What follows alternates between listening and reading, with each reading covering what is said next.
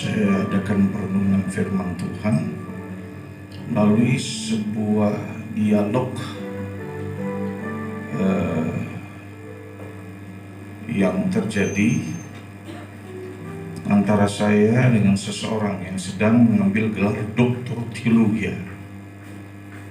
Ya, dia adalah seorang perwira di kepolisian. Ya, tapi dia terpanggil untuk melayani Tuhan. Dan ada banyak pertanyaan yang diajukan, dan ini sebenarnya tidak berhubungan dengan teologi, tetapi ini lebih mengarah kepada filosofi. Ya, tetapi pada akhirnya dia menemukan satu jawaban yang baik, bahwa firman Tuhan itu adalah dasar dari segala sesuatu. Di dalam kitab Ulangan 18 ayat yang ke-13 berkata demikian, saudara. Engkau harus menjadi sempurna di hadapan Yahweh Elohimmu. Saudara, seberapa banyak di antara kita yang berani mengangkat tangan, 7 jari, kalau kita adalah orang yang sempurna? 1, 2, 3.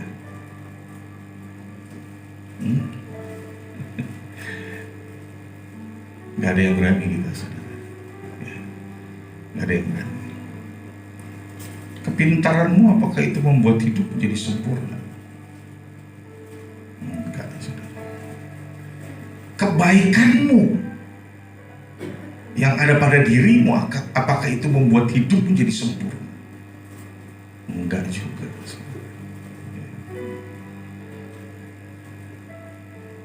Jadi tidak ada seorang pun manusia yang berani berkata tentang dirinya bahwa dia adalah orang yang sempurna. Siapapun. Ya. Sebagai satu pendahuluan begini, saudara. Ketika Tuhan jadikan manusia itu membawa gambar diri Tuhan. Kalau dalam bahasa kerennya imago Dei. Jadi di dalam diri manusia itu ada karakteristiknya Tuhan. Mungkin pagi hari ini saya ada kirim sebuah video, saudara, ya, di WhatsApp grup. Jadi sangat jelas di situ tentang di dalam diri kita sebagai seorang manusia ada DNA-nya Tuhan. Amin. Itu stempelnya, itu cap jarinya Tuhan yang menyatakan bahwa kita ini adalah milik Dia. Amin. Sudah jelas, saudara. Secara ilmiah, para ilmuwan menemukan bahwa di dalam diri manusia ada DNA-nya Tuhan. Dan itu adalah DNA-nya Yahweh. Bagaimana cara melafalkannya? Bagaimana cara membunyikannya? Seperti pada waktu Anda menarik nafas dan membuang nafas. Yahweh.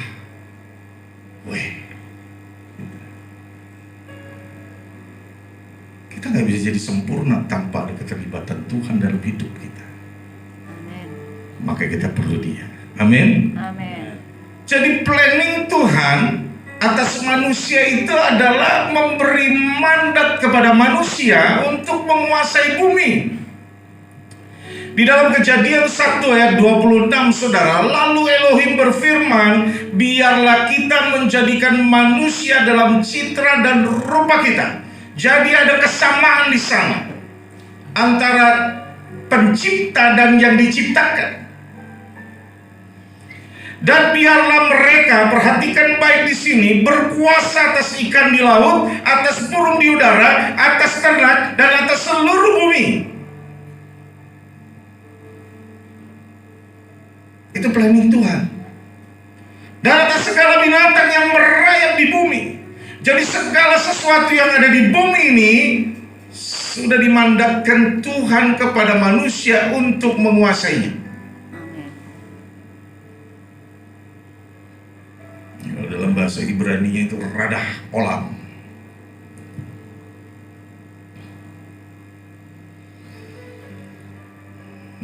Saudara, namun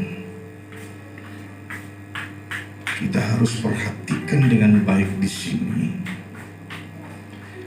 Kecenderungan manusia itu adalah menguasai, mendominasi. Ini karakteristik dasar manusia. Ya.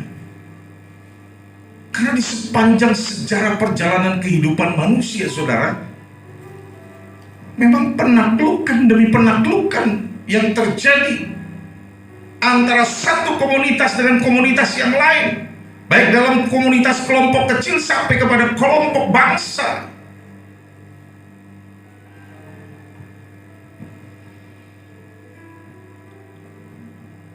Bahwa apapun dapat ditaklukkan oleh manusia.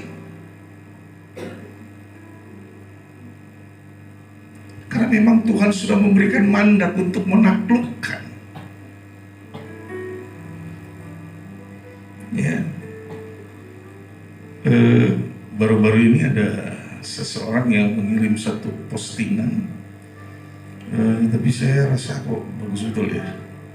Dia sampaikan tentang pendakian ke puncak tertinggi di dunia, Mount Everest. Ternyata naik ke Mount Everest itu nggak gratis, saudara. Bayar 500 juta. Ya, itu ada di pegunungan Nepal, Himalaya. Ya, sebagian dikendalikan India di sisi yang lain, tapi yang untuk puncaknya itu ada dalam kendali kerajaan Nepal atau negara Nepal. Ya, itu mesti bayar 500 juta untuk naik ke puncak. Bayar asuransi, bayar ini itu, ya, teken kontrak kalau mati nanti tidak ada tuntutan dan nanti akan diturunkan dari puncak ke bawah. Nah, itu membutuhkan dana kurang lebih 500 juta yang harus diadakan. Dan ternyata manusia mampu menaklukkan. Ini bukan soal duitnya, saudara. Puncak tertinggi di dunia. Ya. Apalagi banyak hal yang bisa ditaklukkan oleh manusia. Namun seringkali karena daya dominasinya yang begitu tinggi, saudara, ketika tidak atau belum tercapai maksudnya, seringkali terjadi tindakan destruktif, merusak. Baik tatanan yang sudah dibuat, pola, sistem yang sudah diatur. Ini karena itu tadi, saudara, kemauan untuk menaklukkan memang pada dasarnya ada di dalam diri manusia. Nah, untuk mengantisipasi dominasi dalam diri seseorang, ternyata Tuhan juga memberikan mandat yang lain di dalam diri seorang manusia. Tuhan memberikan mandat untuk memelihara alam atau tikum olam. Ini merupakan satu kemampuan untuk menetralisir daya dominasi, sehingga manusia jadi stabil hidupnya. Kalau enggak, siapa kuat dia menang. Tidak ada aturan yang lain. Ya, kita lihat di sepanjang sejarah perjalanan kehidupan manusia memang seperti itu, saudara. Maka Tuhan buat cara yang lain, ada mandat yang lain, supaya manusia jangan hanya berpikir tentang kuasa, tapi manusia juga harus berpikir tentang bagaimana memelihara. Kalau berkuasa ini bicara masalah hebat-hebatan, siapa yang lebih hebat? Semua bisa ngaku hebat, saudara. Semua bisa bicara hebat, walaupun pada kenyataannya belum tentu hebat. Tetapi ini ini juga berbicara tentang harus memelihara situasi keadaan supaya tetap terjaga kestabilannya, agar harmonisasi terjadi. Jadi ini bukan hanya berbicara tentang mengadakan, tetapi ini juga berbicara tentang menggunakan. Ya. Mengadakan mudah, menggunakannya bagaimana? Bisakah kita bijak dalam menggunakan setelah kita mengadakan? Sumber daya berasal dari Tuhan, apapun itu, dan Tuhan sudah mengadakannya, dan itu sudah didelegasikan kepada kita untuk menggunakannya juga.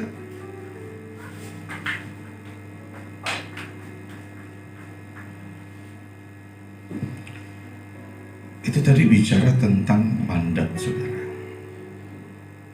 Karena ada dua ya, kalau kita perhatikan di dalam kitab Kejadian. Yang pertama mandat, yang kedua itu berbicara tentang beranak cucu dan penuhilah bumi. Bagaimana mungkin manusia sebagai pemegang mandat, radah olam dan tikum olam ini dapat melaksanakan dengan baik tanpa adanya komunitas manusia untuk menguasai dan memelihara alam? Maka manusia harus terlebih dahulu beranak cucu dan bertambah banyak untuk memenuhi bumi. Dan ini berhubungan dengan perkawinan, saudara. Dalam Kejadian 1 ayat 28 berkata, Elohim memberkati mereka. Elohim berfirman kepada mereka, beranak cuculah dan bertambah banyaklah, penuhilah bumi dan taklukkanlah itu, berkuasa atas ikan di laut dan atas burung di udara dan atas segala binatang yang merayap di bumi.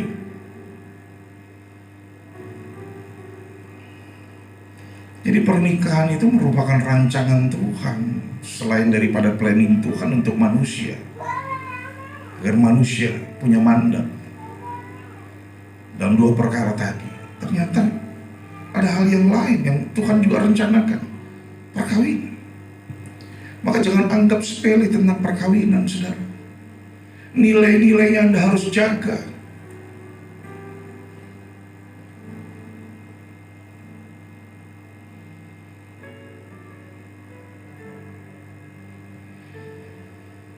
Karena Tuhan memandang pentingnya perkawinan.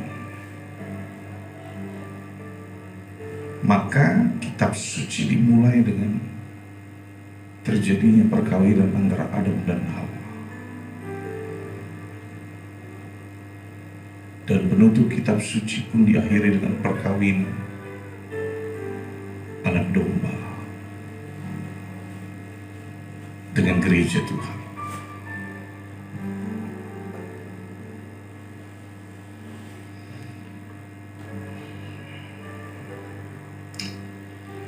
Manusia telah dimateraikan oleh Tuhan sebagai pemegang mandat untuk menjadi penguasa dan pemelihara alam. Kalau kita sadari itu, ada beberapa langkah yang mesti kita sadari untuk kita lakukan. Yang pertama, saudara, kita harus menjaga materai itu. Pertanyaannya, apakah materai dapat rusak? Atau siapa? Apakah yang dapat merusak materai itu? Saudara, pemberi materai itu Tuhan. Dan Tuhan tidak akan pernah merusak materai itu. Nggak akan pernah, saudara. Tetapi penerima materai itu, manusia itulah yang seringkali merusak materai itu. Ya. Saya diingatkan Tuhan dengan surat segel, saudara. Ya. Jadi ketika saya sebagai pemberi mandat membuat pernyataan, saudara, di atas segel dan di atas materai begitu, Kemudian saya menyerahkan kepada penerima mandat.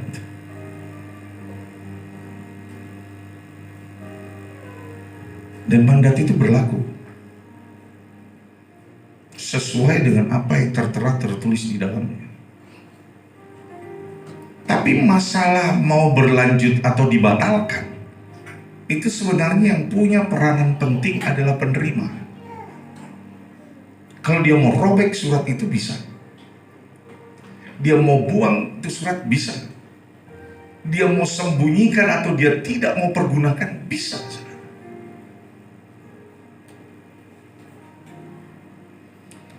Jadi saudara, sudah ada hal-hal yang luar biasa yang Tuhan telah sediakan bagi kita. Dan kita punya mandat, punya kuasa untuk menggerakkan, untuk menjalani, untuk mengambil, untuk mempergunakan. Tapi masalahnya mau nggak?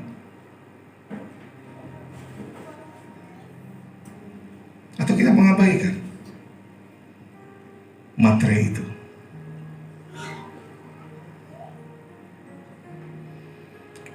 Memberi mandat yaitu Tuhan tidak akan pernah menarik kembali mandatnya.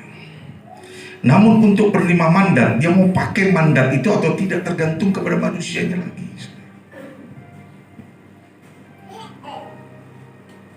Dia mau pakai, dia mau pergunakan.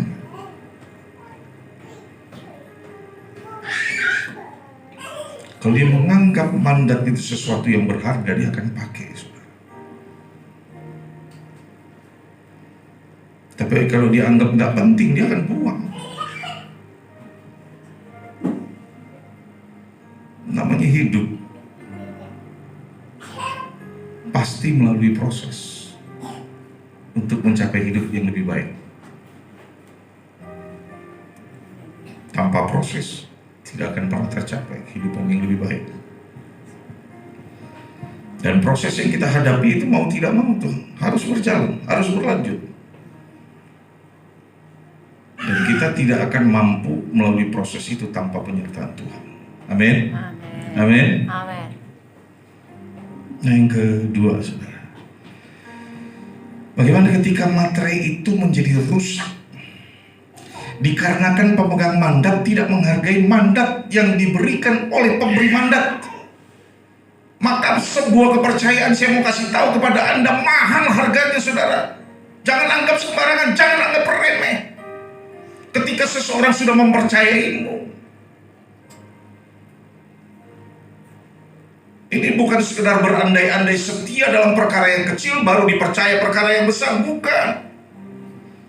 Tapi ini bicara tentang kesetiaan kita, tentang loyalitas kita. Ketika kita dipercaya sesuatu oleh seseorang, hargai itu. Apalagi kalau kita sedang dipercaya Tuhan. Makanya saya hanya bilang begini, saudara. Kalau Tuhan mau berkatin kita itu mudah. Tapi bagaimana bisa jaga hati nggak waktu kau sudah diberkati? Tetap rendah hati, tidak ada perubahan. Tetap mengasihi Tuhan, tetap menghargai Tuhan lebih dari segalanya. Kalau itu kau lakukan, Tuhan akan tambahkan lagi. Tapi masalahnya kan perubahan bisa saja terjadi, saudara.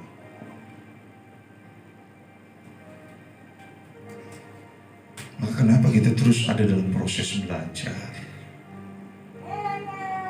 sampai jadi sempurna? Tuhan yang mengajari kita. Setelah di sepanjang zaman perbaikan materai terus dilakukan, terus menerus secara berkesinambungan. Agar materai itu tetap ada dalam keadaan baik, tidak rusak. Melalui berbagai cara orang lakukan perbuatan-perbuatan baik. Orang lakukan segala hal, saudara, untuk dia bisa menampilkan yang terbaik tentang dirinya, tentang hidupnya di hadapan Tuhan. Termasuk ya melalui firman Tuhan, saudara, di dalam perayaan Yom Kippur atau The Day atau Hari Raya Pendamaian ini. Saudara, bangsa Israel tanggal 10 Tisri atau 11 sampai 12 kemarin itu mereka mengadakan perayaan Yom Kippur, hari raya pendamaian. Ya, setelah prosesi selesai, saya tidak akan mengupas tentang itu di sini. Setelah prosesi selesai, mereka akan mengucapkan kata-kata begini, saudara.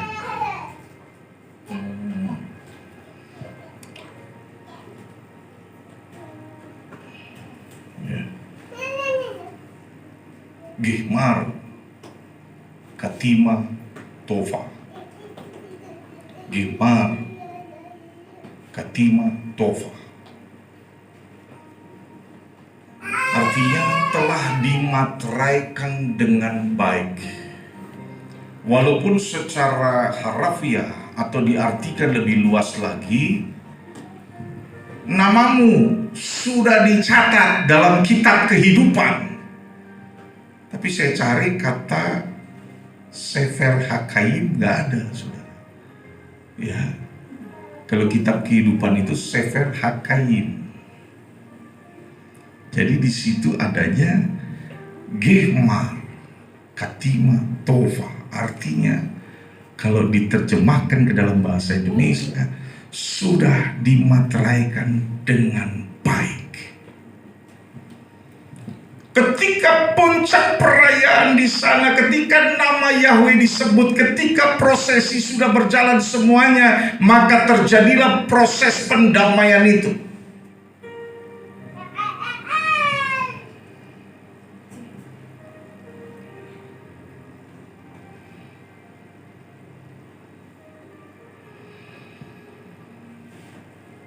Efesus 9 ayat 12 berkata, karena anugerah kamu telah diselamatkan oleh iman, dan itu bukan usahamu, tetapi pemberian Elohim.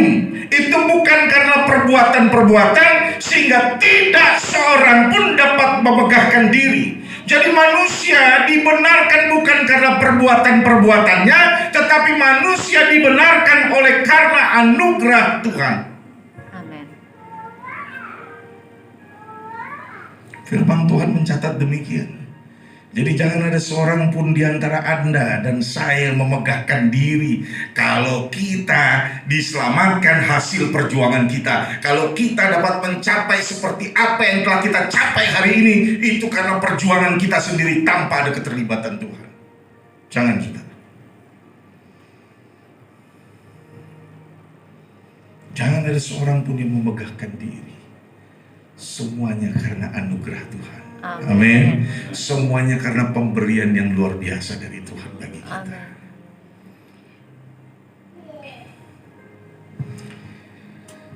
Yang ketiga, saudara, topiknya adalah dimateraikan dengan sempurna.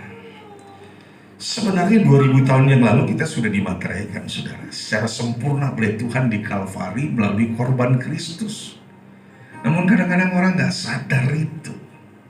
Di dalam Ibrani 9 ayat 12 berkata, bahkan dia telah masuk satu kali untuk selama-lamanya ke dalam ruang maha kudus, tidak dengan membawa darah domba jantan atau darah anak lembu, melainkan dengan membawa darahnya sendiri untuk menjamin penebusan kekal bagi kita. Satu kali untuk selama-lamanya.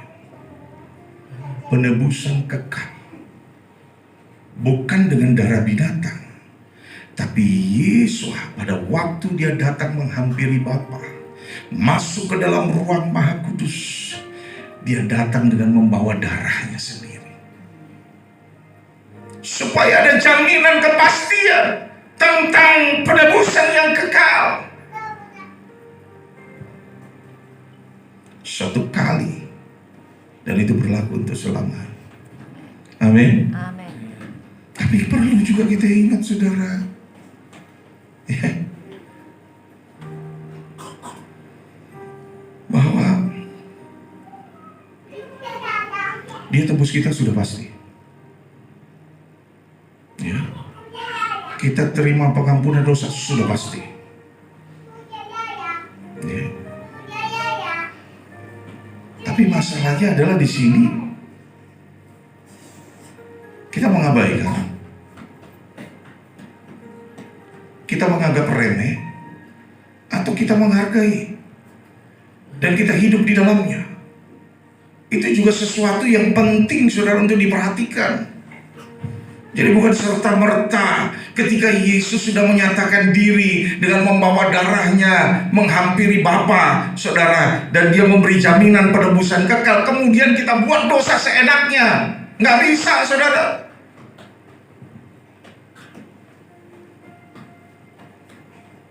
Justru itu adalah ciri-ciri, saudara, daripada orang-orang yang memperbaikkan firman Tuhan.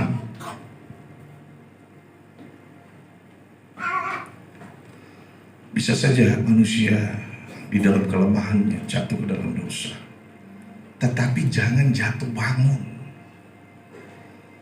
Jatuh satu kali dan jangan jatuh lagi, bangkit. Amin. Dan Tuhan akan melupakan apapun yang pernah kau lakukan, Tuhan lupakan. Tetapi jangan lakukan lagi. Apalagi sampai berulang. Itu doyan namanya, saudara. Dan jangan mengambil ayat ini menjadi satu landasan pembenaran. Sekali selamat, tetap selamat. Dasarnya mesti jelas dulu.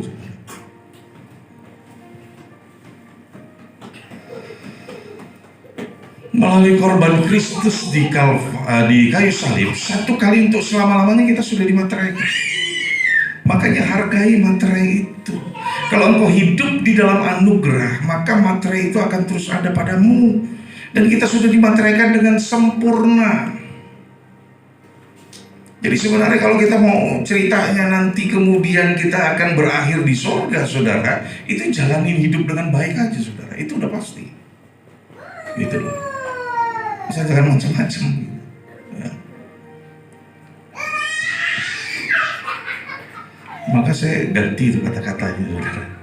Gebar katima kalal. Artinya sudah dimateraikan dengan sempurna. Anda dan saya di dalam Kristus. Amin. Amin. Jadi kita berhak atas pengampunan dosa. Tapi hargai pengampunan yang Tuhan sudah beri. Dengan cara apa? Dengan cara melakukan firman. Dengan cara menjaga diri dan hidup kita. Termasuk nilai-nilai dalam perkawinan. Ya, karena Tuhan memandang begitu bernilainya, begitu berharganya perkawinan, saudara. Ini bukan soal apa namanya. Kadang-kadang orang menikah itu ya, hanya mikirin tentang bagaimana bereproduksi, enggak, saudara. Tapi bagaimana dengan reproduksi, duplikasi yang kita buat, yang kita hadirkan, yang kita lahirkan, itu adalah duplikasi yang lebih baik dari kita di kemudian hari. Dalam hal ini anak-anak kita, harus mereka lebih baik, harus mereka lebih hebat dari kita. Karena banyak sumber daya yang dulu kita nggak dapetin, saudara, tapi sekarang kita dapatkan. Dan itu boleh kita olah untuk membangun anak-anak kita. Dan kemudian anak-anak kita makin banyak lagi sumber daya yang dia terima, saudara. Dia akan terus berlanjut membangun generasi-generasi selanjutnya lebih baik dari generasi sebelumnya. Coba ambil pegang komitmen ini. Agar anak-anak kita, keturunan kita, generasi-generasi kita adalah generasi-generasi lebih baik daripada kita. Amin. Amin. Saya tidak memperpanjang lebar firman, tapi biarlah sadari bahwa Anda dan saya sudah dimateraikan secara sempurna oleh Yesus HaMasyiah di Kalvari. Amin. Bapa Yahweh di dalam Tuhan Yesus HaMasyiah memberkati kita semua.